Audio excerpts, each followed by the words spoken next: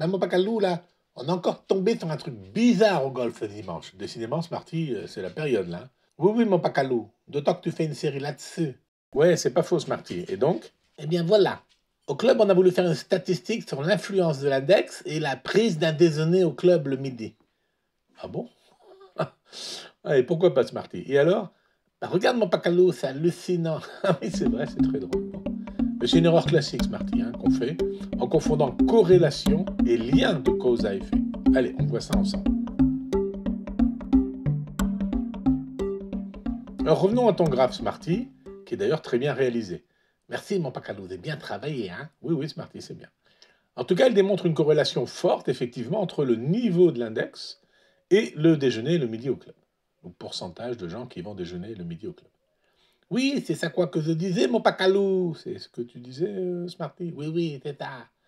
Les moins bons index mangent plus souvent le midi au club. C'est peut-être parce qu'ils sont moins bons, moins physiques. Alors ils ont besoin de manger pour reprendre des forces avant de continuer. Possiblement, Smarty, possiblement. Mais dans ce cas, il nous faut chercher une variable cachée. Un genre X, Y ou Z, mon Pacalou, comme quand tu lances dans tes grands calculs mathématiques. Pas vraiment, Smarty, pas vraiment là. Ici, ce qu'on appelle une variable cachée en statistique, c'est un élément qui n'apparaît pas dans ton graphe et qui pourtant fait le lien entre les deux séries, la série index et la série déjeuner.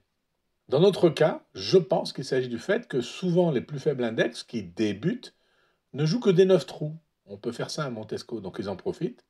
Oui, mon Pacalou, oui alors? Eh ben, quand tu fais 9 trous, tu finis plus vite, et avant 13 heures.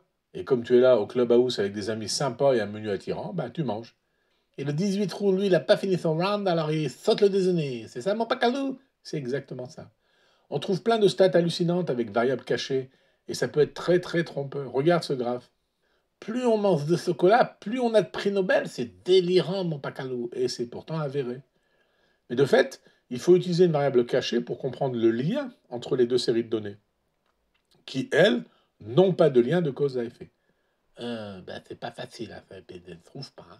Ben, Smarty, l'explication vient du fait que le chocolat est un produit cher, presque de luxe. Il faut être relativement riche pour en acheter. Pourquoi pas mon Pacalou alors? Quel rapport avec les prix Nobel? C'est simple. Une majorité des prix sont attribués dans le domaine de la science, qui nécessite des labos, du temps et de l'argent, j'ai compris. Donc c'est plutôt dans les pays riches, mon Pacalou. Bravo, Smarty, c'est ça. C'est un effet pernicieux que la corrélation mal comprise, et certains politiques abusent de la crédulité des gens en leur présentant de fausses causalités pour essayer d'influencer ou de faire décider leurs électeurs à leur faveur. En entreprise aussi, mon Pacalou, dans le commerce, etc. Oui, oui, Smarty. C'est pour ça qu'il faut apprendre à mieux lire les corrélations, qui n'indiquent pas forcément un rapport de cause à effet, et il faut apprendre à prendre du recul, de la hauteur, avant de se faire une opinion éclairée. Bon allez, c'est tout pour aujourd'hui, rendez-vous dans notre prochaine vignette, pour une nouvelle aventure physico-mathématico-golfique, toujours autour des probabilités piégeuses. Théâtre, mon Pacalou, théâtre.